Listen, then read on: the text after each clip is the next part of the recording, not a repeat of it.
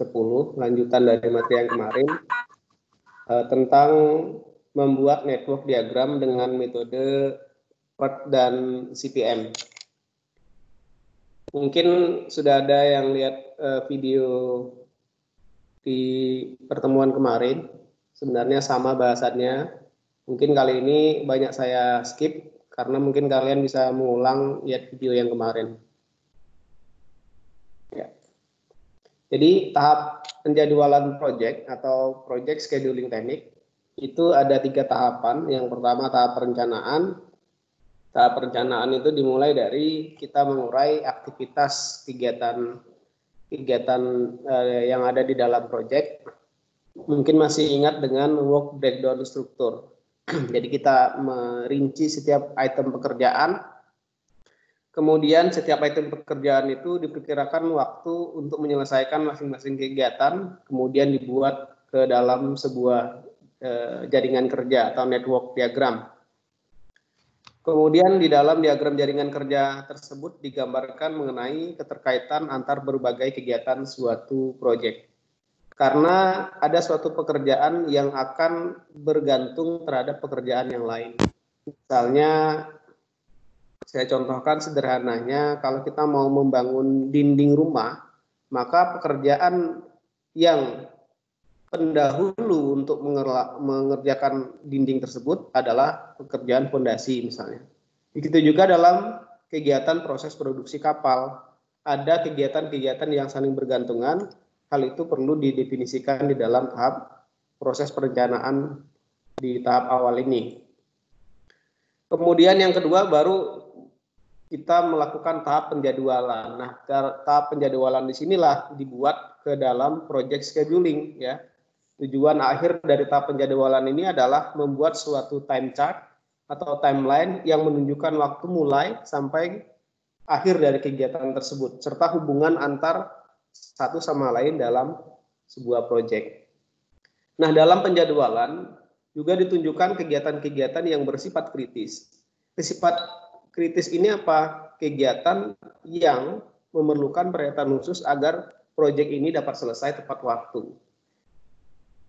Kegiatan-kegiatan atau aktivitas-aktivitas yang masuk ke dalam jalur kritis atau bersifat kritis itu tidak boleh mengalami toleransi waktu, keterlambatan atau pengurangan waktu dalam proses pekerjaannya. Karena apa? Dapat mengakibatkan pekerjaan menjadi overtime.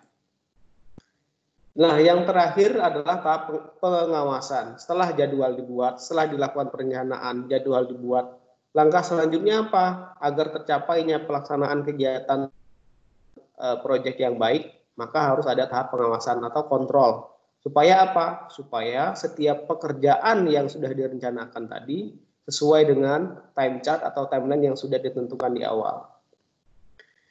Bila terjadi case misalnya, ada perubahan-perubahan, ada situasi-situasi yang mengakibatkan keterlambatan suatu proyek, misalnya dalam hal delivery mesin misalnya, maka perlu dilakukan pembuatan jadwal yang baru ya, sehingga untuk sisa bagian proyek ini yang belum selesai, sehingga kita dapat mengestimasi keterlambatan ini apa yang menyebabkan, ya harus ada evaluasi lah dari tim pelaksana proyek tersebut. Nah, di dalam membuat network diagram ini ada 2 metode, metode AOA, Activity on a Row, dan kemudian ada metode AON, Activity on Node. Nah, pada pertemuan kali ini, kita akan membahas metode AOA. Sebenarnya tujuannya sama, membuat network diagram dengan metode CPM dan PERT. Cuma di sini ada beberapa metode dalam penggambaran diagram network diagramnya. Ada yang metode activity on a row, ada aktivitas berada pada panah atau aktivitas berada pada node. Untuk yang pertama, metode AOA, activity on a row, ada 3 simbol yang digunakan di dalam di dalam menggambar network diagram tersebut. Yang pertama menggunakan anak panah, node, dan anak panah putus-putus. Masing-masing memiliki arti yang berbeda-beda. Anak panah menyatakan sebuah aktivitas atau kegiatan di mana aktivitas memiliki durasi atau waktu. Nah, panjang anak panah, arah, bentuk, ukuran, dan lain sebagainya tidak memiliki arti apa-apa. Di dalam kegiatan itu, karena setiap kegiatan itu saling bergantung ya, ada kebergantungan, maka di dalam network diagram tersebut nanti ada yang disebut sebagai predesesor dan suksesor. Predesesor itu adalah kegiatan yang mendahului, sedangkan suksesor adalah kegiatan setelahnya. Untuk masalah predesesor dan suksesor akan dibahas nanti di slide berikutnya. Kemudian node atau lingkaran. Node atau lingkaran menyatakan sebuah kejadian, peristiwa atau event. Kejadian atau peristiwa adalah sebagai ujung atau pertemuan dari satu atau beberapa kegiatan atau aktivitas, di mana setiap aktivitas akan ada awal mula kejadian dan akhir dari kejadian, sehingga setiap aktivitas akan diawali oleh satu node dan diakhiri oleh satu node. Jadi misal ada aktivitas A, kapan saat dimulai aktivitas A, maka akan ada kapan dimulai diakhiri suatu aktivitas A. Ya. Kemudian yang ketiga ada dummy. Dummy ini tidak selalu digunakan dalam membuat network diagram. Ada case-case tertentu yang harus menggunakan dummy. Dummy ini menyatakan kegiatan semu, ya, tidak memiliki durasi, ya, beda dengan aktivitas, panah aktivitas tadi. Itu memiliki durasi, memiliki resource atau sumber daya atau tenaga kerja, sedangkan dummy tidak. Hanya untuk membantu di dalam penggambaran network diagram. Untuk studi kasus di dalam penggunaan dummy mungkin akan disampaikan di dalam contoh-contoh di pertemuan selanjutnya. Nah, aturan yang berlaku dalam pembuatan jaringan kerja, jadi seperti ini. Misalkan ada suatu panah aktivitas, maka akan ada satu atau dua node event gitu ya, peristiwa atau kejadian. Ini pernyataan yang sebelah kiri itu benar, yang tiga itu, yang sebelah kanan itu salah, karena di antara dua node itu ada tiga aktivitas, itu salah. Nama suatu aktivitas atau kegiatan tadi dapat dinyatakan dalam angka yang dimaksud sebagai kode, atau dapat juga dinyatakan dalam huruf. Huruf A misalnya aktivitas pengelasan, pemotongan, atau juga aktivitas disimbolkan dengan huruf 1.2, artinya apa? Dimulai dari peristiwa atau kejadian 1 diakhiri pada peristiwa kejadian 2, atau diawali pada node 1 diakhiri pada node 2. Aktivitas mengalir dari event yang bernomor rendah ke nomor tinggi. Jadi dari nomor 1 sampai nomor 6. Nah, setiap network diagram atau diagram yang kita buat hanya memiliki satu buah node di awal atau kita sebut sebagai initial event, dan satu buah node di akhir yang kita sebut sebagai terminal event. Nah, ini adalah logika kebergantungan kegiatan sebuah proyek. Jadi jika ada kegiatan A yang harus diselesaikan terlebih dahulu misalnya, sebelum kegiatan B dapat dimulai, maka hubungan antar kegiatan tersebut seperti ini. Gitu ya. Nah, ada kegiatan A gitu ya. Kemudian ada kegiatan B. Kegiatan B dapat dimulai sebelum kegiatan B dapat dimulai apabila kegiatan A telah selesai dilaksanakan, sehingga kegiatan A merupakan predesesor dari kegiatan B. Predesesor adalah kegiatan yang mendahului. B dapat dilaksanakan bila A telah selesai dilaksanakan. Begitu juga sebaliknya. B dapat dilaksanakan bila A telah selesai, maka kegiatan B adalah suksesor dari kegiatan A. Ya. Atau misalnya ada logika ketergantungan demikian misalnya. Jika kegiatan C, D, dan E harus selesai sebelum kegiatan F dapat dimulai. Gitu ya. Artinya kegiatan C, D, dan E menjadi kebergantungan dari kegiatan F. Sehingga akan demikian. F dapat dilaksanakan apabila C, D, dan E telah selesai dilaksanakan.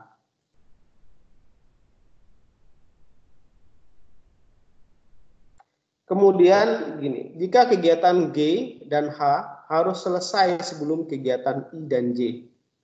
Jadi G dan H harus sudah selesai terlebih dahulu, baru dapat dilaksanakan kegiatan I dan J. Sehingga G dan H ini menjadi kebergantungan dari kegiatan I dan J. Maka pernyataannya dapat dilihat seperti ini. Atau seperti ini yang menggunakan dummy. Jika kegiatan K dan L harus selesai sebelum kegiatan M dapat dimulai, tetapi kegiatan N sudah boleh dimulai bila kegiatan L sudah selesai. Maka pernyataannya akan seperti ini. Gitu ya. Jadi kegiatan N dapat dimulai bila L sudah selesai, sedangkan M dapat dilaksanakan bila K dan L telah selesai.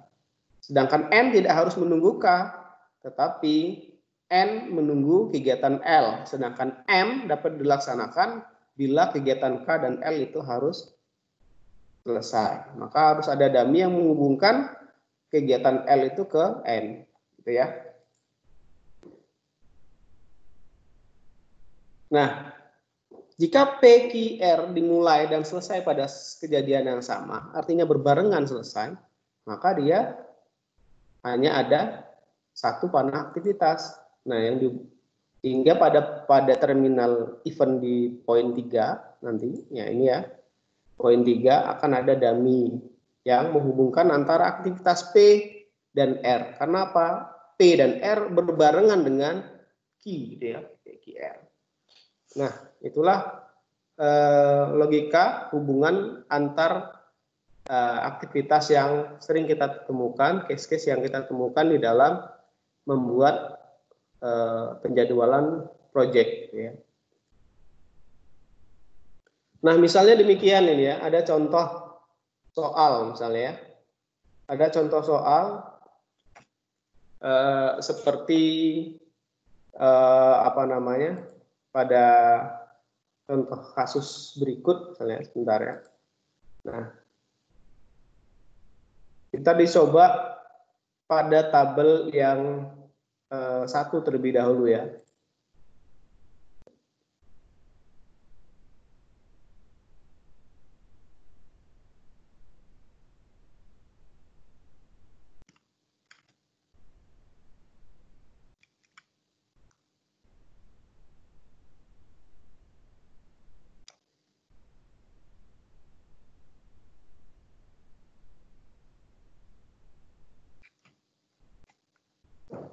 Oke, sekarang kita coba di slide 39 ini yang tabel 1. Bagaimana hubungan jika ada aktivitas A, B, C, D, E, F, G, H, I, J dengan predesesornya adalah berikut ya.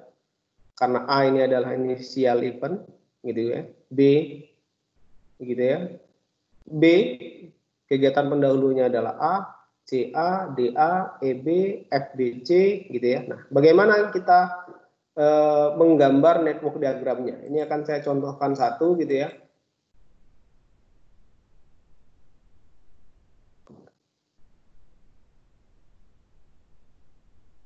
Nah, kita punya sebuah aktivitas gitu ya. Oke. Kita punya aktivitas, saya singkat gini ya.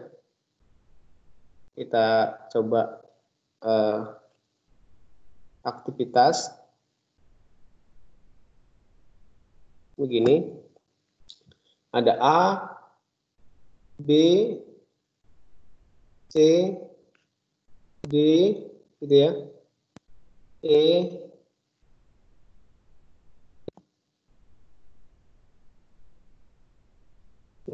F, gitu ya, I, HI, gitu ya.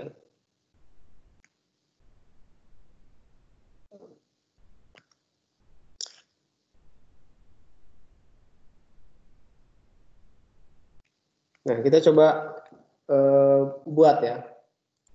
Misalnya begini, bentar. Mungkin saya kecilin dulu aja. Oh, saya langsung ke aktivitasnya. Jadi kalian mungkin nanti tinggal lihat di PPT-nya ya.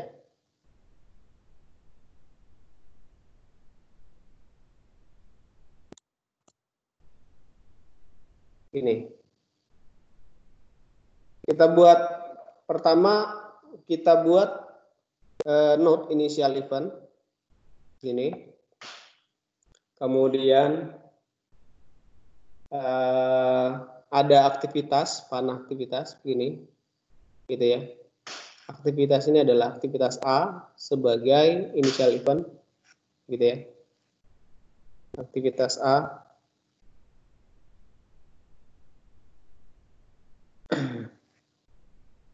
E. Kemudian ada aktivitas B. Aktivitas B predecessornya adalah aktivitas A. Ini ya. B.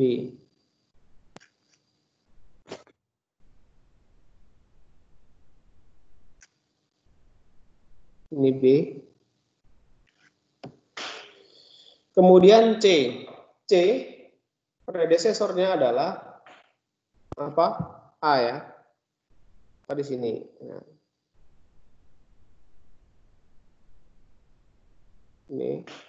ini C. Kemudian ada D.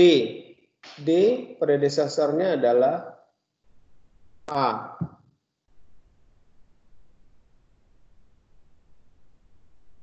Ya.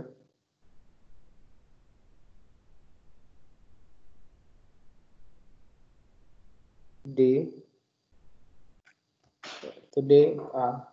Sedangkan E itu adalah B. Ini ya. Berarti di sini ada E. Gitu. Kemudian F itu adalah B. F adalah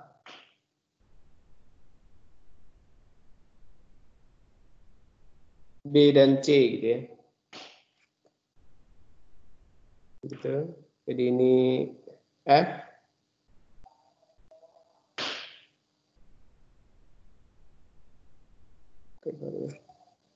Masih merah ya. F. Ya. Nah, karena F, B, dan C, maka harus ada dummy yang menghubungkan gitu ya. Atau dummy. Ya. Kemudian ada G. G itu adalah D dan F. Nah, G berarti di sini ya. Ini D, ini G.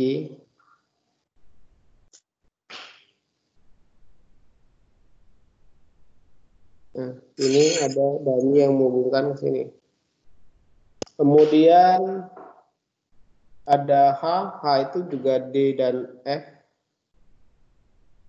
H, ya. Berarti di sini G, ini H. Gitu ya. Kemudian terakhir G dan H.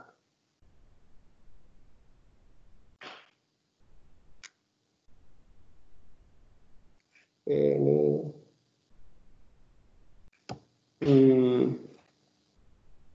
A, B, E itu B,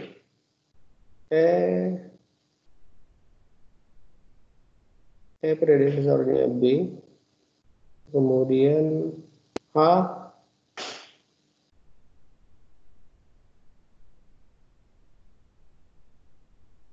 I,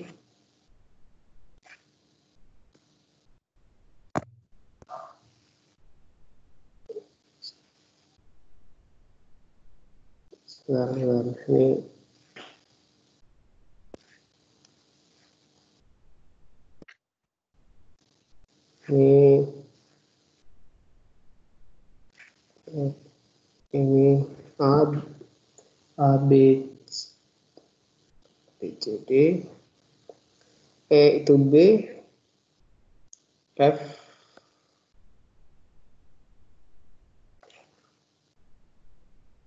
benar F ini ya, F. Kemudian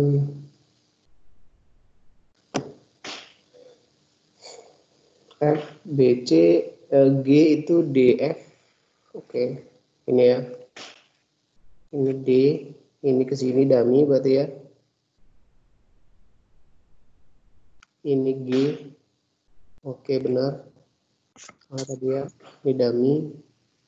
Ini juga dummy ke sini.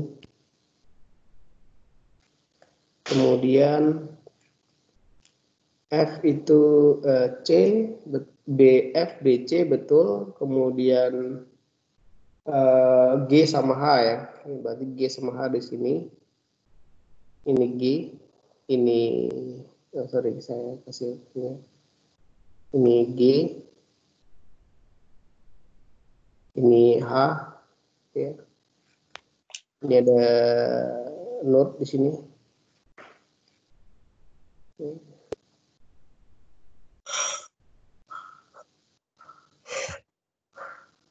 Gitu ya.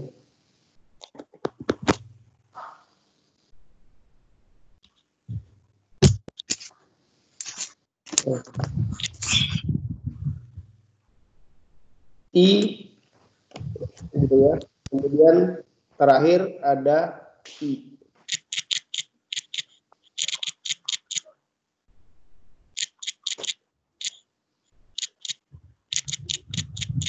A, kemudian ada I di sini, gitu ya. Ini I, ini I dummy ke sana.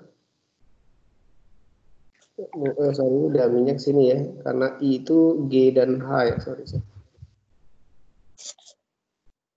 Kemudian ada, gitu ya. Kemudian, oke, saya perbaiki di sini. Jadi ini E ini langsung ke sini ya.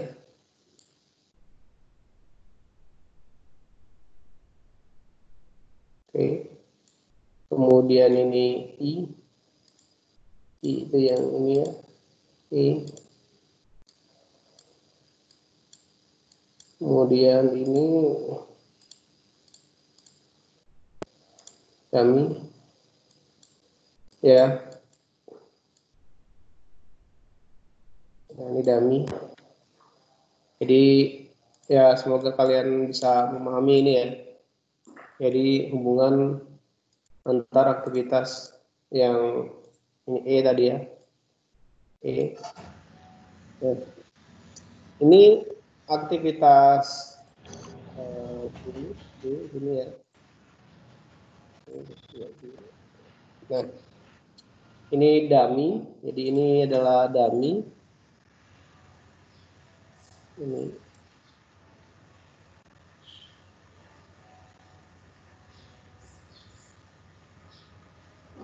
juga sama ya. Dummy.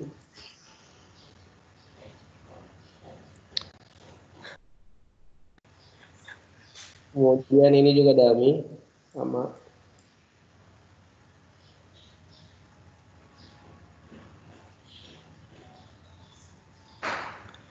Gitu ya. Nah, ini B dapat dilaksanakan apabila E telah selesai dilaksanakan. C juga demikian dapat dilaksanakan bila A telah selesai dilaksanakan. D dapat dilaksanakan bila A telah selesai dilaksanakan. Sedangkan F dapat dilaksanakan apabila, oh sorry, daminya keliru ya, sebentar. F dapat dilaksanakan bila B dan C telah selesai dilaksanakan. Jadi begitu. Daminya keliru, harusnya di sini ya. Ini di sini. Ya, daminya di sini ya. Nah, ini dami ke sini. Ini adalah F. Ini jadi ini daminya salah, bukan ini ya. Ini dummy-nya.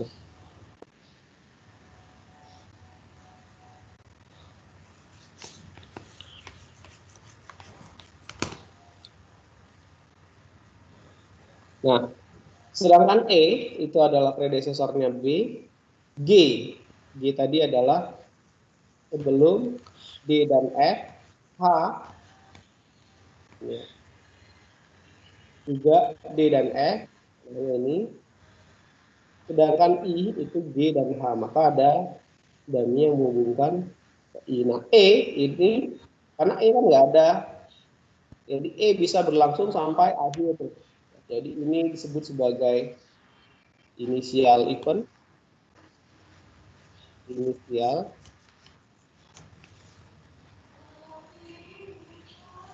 ini final.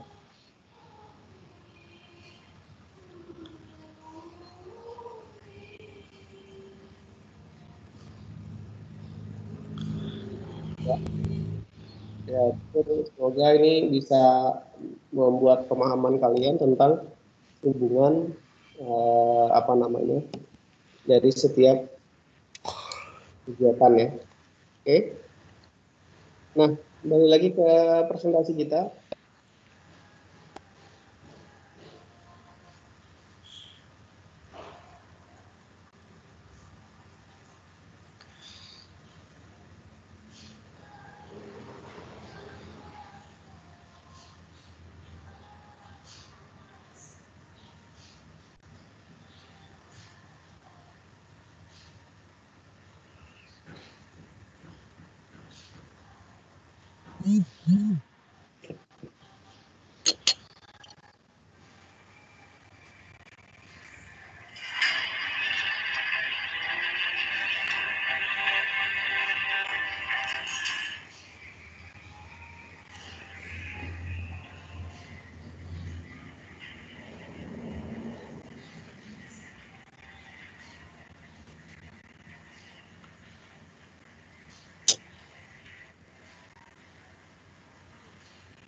Di slide ada tadi.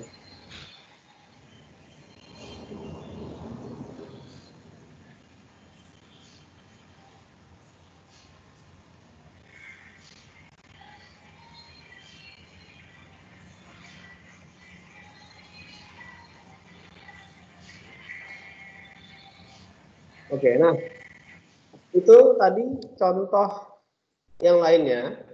Jadi dari 4 tabel soal gambar diagram AOA silakan dikerjakan. Minggu depan saya akan lihat progres dari kalian dalam membuat diagram AOA, ya, seperti yang saya contohkan tadi. Nah, kemudian di dalam membuat penjadwalan perlu dilakukan perhitungan atau penentuan waktu, gitu ya. Asumsi yang digunakan dalam perhitungan penentuan waktu adalah dengan menggunakan perhitungan maju atau forward computation. Perhitungan maju ini adalah perhitungan yang dimulai bergerak dari initial event sampai ke terminal event atau dari titik awal ke titik akhir. Begitu juga ada yang perhitungan mundur atau disebut dengan backward computation. Perhitungan yang bergerak dimulai dari terminal event sampai ke initial event. Sedangkan perbedaannya adalah perhitungan maju itu ditambahkan, perhitungan mundur itu dikurangkan. Nah, untuk melakukan perhitungan maju dan perhitungan mundur, maka lingkaran event atau node tadi dibagi menjadi 3 bagian. Ada A, B, C. Nah, di mana C di atas itu ya, itu adalah untuk memberikan perhitungan earliest event time atau waktu tercepat kapan dimulainya suatu aktivitas atau kegiatan. Kemudian yang B itu adalah untuk melakukan perhitungan mundur atau yang disebut sebagai latest event time, waktu terlama suatu aktivitas atau kegiatan. Nah, sedangkan A itu adalah nomor dari event atau peristiwa atau node gitu ya.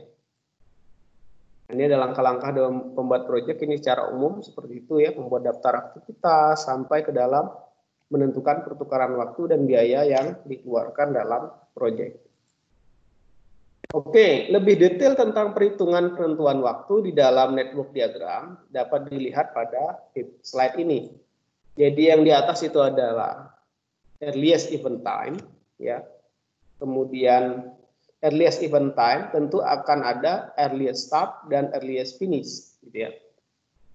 Earliest start kapan tercepat waktu dimulainya suatu aktivitas, sedangkan earliest finish kapan waktu terlama diselesaikannya suatu aktivitas. Kemudian latest event time akan ada latest start dan latest finish. Kapan terlama pekerjaan itu dimulai, kapan terlama pekerjaan itu diakhiri, yang disingkat dengan LS dan LF. Nah, ini misalnya ada suatu aktivitas A dan B. Aktivitas A memiliki early start di node 1, sedangkan diakhiri early finish-nya di node 2. Kemudian ada aktivitas B, ya. Dengan demikian, earliest finish dari kegiatan A merupakan earliest start dari kegiatan B, karena kegiatan A saling bergantungan. Begitu juga dengan latest start dan latest finish. Latest finish dari kegiatan A merupakan latest start dari kegiatan B, gitu ya. Sehingga kegiatan B merupakan merupakan suksesor dari kegiatan A, sedangkan A merupakan predesesor dari kegiatan B. Cara melakukan perhitungan maju, maka ditambahkan ambil yang terbesar. Kemudian untuk latest event time, perhitungan mundur, dikurangkan ambil yang terkecil. Kapan kita lakukan penentuan nilai maksimal atau yang terbesar atau yang terkecil? Bila ada dua atau lebih aktivitas menuju kepada satu node. Nah, contoh case pada gambar di kiri misalnya, ada dua aktivitas yang menuju pada satu node. Aktivitas A dengan early start 6, A memiliki durasi 2, kemudian earliest finish-nya 9. Kenapa 9? Nah, karena 6 tambah 2 harusnya kan 8. 6 tambah 2, 8. Kita lihat yang di bawah, node 2 itu ada early start-nya adalah 7, sedangkan B memiliki durasi 2, 7 tambah 2, 9. Nah, mana yang terbesar 8 dan 9? Maka kita masukkan di node 3 itu dengan nilai 9, karena 9 adalah nilai yang terbesar. Begitu sebaliknya, misalkan ada bila dalam perhitungan mundur ada dua aktivitas yang menuju kepada satu node, gitu ya. Itu kalau kita lihat earliest finish-nya itu adalah 9, gitu ya. Kalau perhitungan mundur harus kita pakai menggunakan latest, gitu ya. Misalnya latest finish-nya adalah 6, A memiliki durasi 2, maka 6 dikurang 2 sama dengan 4. Kemudian kegiatan B memiliki latest finish 7, sedangkan B memiliki durasi 2. 7 dikurang 2 sama dengan 5. Maka mana yang lebih kecil? 5 dengan 4, maka dimasukin angka 4 untuk latest start di node 1. Kemudian di dalam perhitungan penjadwalan juga ada namanya slack time atau float. Nah, slack ini penting, tujuannya apa? Untuk memperkirakan untuk dapat memperkirakan estimasi waktu atau perubahan waktu lah ya, atau melihat pekerjaan yang dapat diundur atau ditunda. Jadi slack ini adalah secara definitif waktu yang dimiliki oleh sebuah kegiatan untuk bisa diundur tanpa menyebabkan keterlambatan proyek secara keseluruhan. Jadi slack ini ada dua, ada namanya free slack atau free float, kemudian ada total slack atau total float. Free slack atau free float kita singkat dengan FF merupakan jumlah waktu tunda untuk memperpanjang waktu kegiatan tanpa mempengaruhi waktu awal kegiatan berikutnya. Sedangkan total slack atau total float yang disingkat dengan TF, jumlah waktu tunda atau memperpanjang waktu kegiatan tanpa mempengaruhi akhir project. Nah, ini kalau bisa kita lihat, FF itu adalah early start J dikurangi early finish I gitu ya. J sesudah, I itu sebelum harusnya ya. Kemudian sedangkan TF total float adalah latest finish dikurangi dengan earliest finish. Kemudian di dalam penjadwalan kita juga harus memperhatikan distribusi sumber daya. Sumber daya dalam hal ini tenaga kerja. Nah, distribusi sumber daya yang baik adalah distribusi sumber daya yang linier. Kemudian juga kita perlukan kurva S, gitu ya. Mungkin kurva S akan dibahas lebih rinci di pertemuan selanjutnya. Nah, ini adalah contoh soal, misalkan kita diberikan sebuah aktivitas dengan predesesornya. Katakanlah dalam hal sederhana, dalam membuat rumah misalnya. Dalam kasus case lain bisa dapat kita ganti aktivitasnya dengan aktivitas-aktivitas yang lain. Di situ ada resource atau sumber daya ya, di dalam tiap aktivitas pekerjaan. Kemudian ada durasi and cost. Nah, durasi and cost ini adalah waktu yang dibutuhkan, kemudian biaya yang dikeluarkan. Ada dua case di sini, case normal dan case cepat. Nah, misalnya kalau misalkan mau dipercepat, tentu akan ada biaya yang timbul semakin besar, begitu ya. Nah, kita disuruh menentukan jaringan kerja, jalur kritis, slack time, membuat Gantt chart, kemudian membuat kurva distribusi sumber daya. Nah, di contoh kali ini kita akan mencoba membuat case yang normal. Nah, untuk selanjutnya, untuk tugas, kalian bisa coba kembali dengan cara perhitungan yang sama saya jelaskan di materi ini, dengan menggunakan case yang bila dipercepat pekerjaannya. Gitu ya. Nah, adapun langkah-langkahnya, yang pertama kita harus membuat diagram hubungan antar aktivitas seperti yang saya contohkan tadi, sehingga didapatlah hubungan aktivitas dari kegiatan tersebut seperti pada slide berikut. Setelah membuat diagram hubungan, kemudian kita memberikan durasi pada tiap aktivitas. A memiliki durasi 5 hari, B memiliki durasi 5 hari, C 4 hari, F 4. Dan seterusnya sampai kegiatan I yang memiliki waktu 3 hari. Ya. Kemudian memberikan nomor pada note gitu ya, nomor 1, 2, urut sampai ke 8 gitu ya. Kemudian melakukan perhitungan maju. Note 1 dimulai, early start-nya adalah 0. 0 ditambah 5 gitu ya, sama dengan 5. Maka note 2 memiliki early finish kegiatan A itu adalah 5. Nah, case yang misalnya ada 2 aktivitas menuju pada satu node, contohnya pada node 6 gitu ya. Kalian dapat lihat node 6. Di situ F dan E memiliki earliest finish pada satu node gitu ya. Aktivitas F early start-nya adalah 9. 9 ditambah durasinya 4 adalah 13 yang diwarna hijau ya. Kemudian aktivitas E memiliki early start-nya adalah 10. E memiliki durasi 2. 10 ditambah 2 sama dengan 12. Mana yang terbesar? Maka 13 yang menjadi earliest finish dari kegiatan dari node 6. Gitu ya. Begitupun pada node 7. Node 7 itu ada earliest finish pada dua aktivitas ya, aktivitas G dan H. Dengan earliest start kegiatan G itu adalah 14 tambah 6, 20. Sedangkan H, earliest start-nya adalah 13 tambah durasinya 3 sama dengan 16. Maka yang diambil yang terbesar 20. 20 tambah 3 sama dengan 23. Dengan demikian, proyek pekerjaan ini memiliki durasi selama 23 hari. Selanjutnya, lakukan perhitungan mundur dengan cara mengurangkan. Kita tahu durasi pekerjaan proyek ini adalah 23 hari. 23 dikurang dari aktivitas I ya, latest finishnya adalah 23 dengan durasi 3, maka 23 dikurang 3 sama dengan 20. Nah, case yang sama, misalnya ada dua aktivitas menuju pada satu node.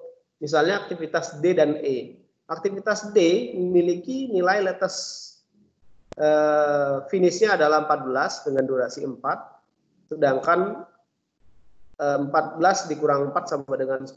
Tetapi aktivitas E memiliki latest finishnya adalah 17. 17 dikurangi durasinya 2, itu 15. Mana yang terkecil 10 sama 15, maka yang dimasuki adalah nilai 10, gitu ya. Nah, dengan demikian, setelah menyelesaikan semua node, memberikan nilai earliest start dan earliest finish-nya, maka kita akan dapat menentukan jalur kritis. Jalur kritis ini dapat dilihat dari nilai earliest event time dan latest event time-nya bernilai sama. Dapat kita lihat di situ nilai yang memiliki nilai atas dan bawahnya sama adalah pada node 1, 2, 3, 5, 7, 8 atau pada aktivitas A, B, D, G, I. Sehingga pada aktivitas A, B, D, G, I merupakan kegiatan yang perlu diperhatikan dan tidak boleh mengalami keterlambatan dalam pekerjaan proyek. Bila aktivitas A, B, D, G ini mengalami keterlambatan, maka durasi pekerjaannya akan lebih dari 23 hari. Gitu ya. Selanjutnya kita harus menghitung slack. Nah, karena kegiatan A, B, D, G, I merupakan jalur kritis, maka tidak mungkin ada slack sehingga nilai free float dan total float-nya selalu 0. A, B, D, G, I 0. Walaupun kita hitung pastinya akan 0. Yang perlu kita hitung di sini adalah nilai yang aktivitas yang tidak masuk ke dalam jalur kritis. Yaitu aktivitas apa? C, E, F, H, gitu ya. C, E, F, H. Nah, ini misalnya aktivitas C. Aktivitas C itu memiliki nilai free float-nya 4, total float-nya 4. Dari mana 4? Nah, tadi misalnya gini ya. Earliest free float atau FF itu didapat dengan cara mengurangkan earliest start J dikurangi dengan earliest finish I. Nah, ini kita lihat ini. Aktivitas C memiliki earliest start-nya berapa? Earliest start J-nya berapa? 9. Earliest finish-nya berapa? 5. Maka 9 dikurang 5 sama dengan 4. Gitu ya. Begitu juga dengan total float. Total float-nya adalah latest finish dikurangi dengan earliest finish. Kegiatan C, latest finish-nya berapa? 13. Earliest finish-nya 9. 13 dikurangi 9, 4. Begitu ya. Nah, untuk hati-hati misalnya di dalam kegiatan E, gitu ya. E memiliki earliest finish-nya berapa?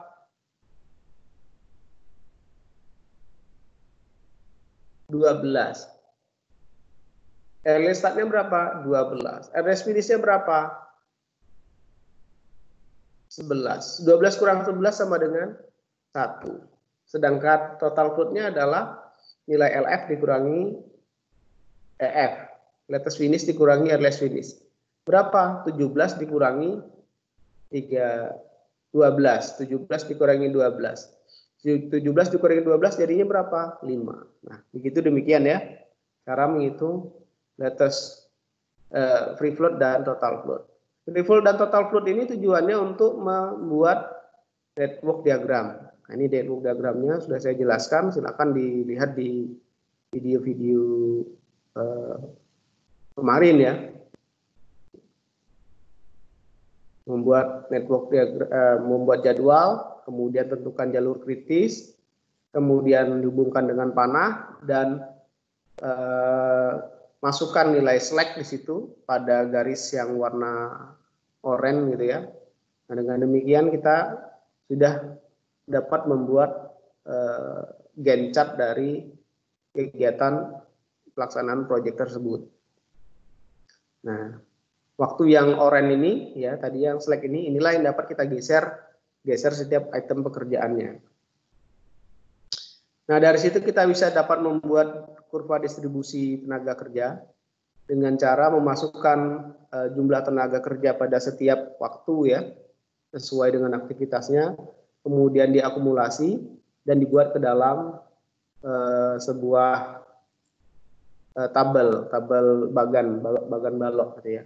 Nah, sehingga demikian akan dapat kita lihat distribusi tenaga kerjanya. Jadi pada durasi hari pertama sampai kelima membutuhkan 5 tenaga kerja, 6 ke 12 itu membutuhkan 7. Nah, ini pada hari ke-13 ini banyak yang nganggur gitu ya, karena sedikit tenaga kerjanya mulai naik kembali, mulai sedikit sampai finishing hanya membutuhkan 2 tenaga kerja. Nah, untuk kurva S-nya mungkin akan kita lanjutkan minggu depan, tapi untuk tugasnya silakan kalian buat pada case yang di pekerjaannya dipercepat. Nah, mungkin demikian presentasi kita pada siang ini. Ada yang ditanyakan? Belum ada, Pak. Ya.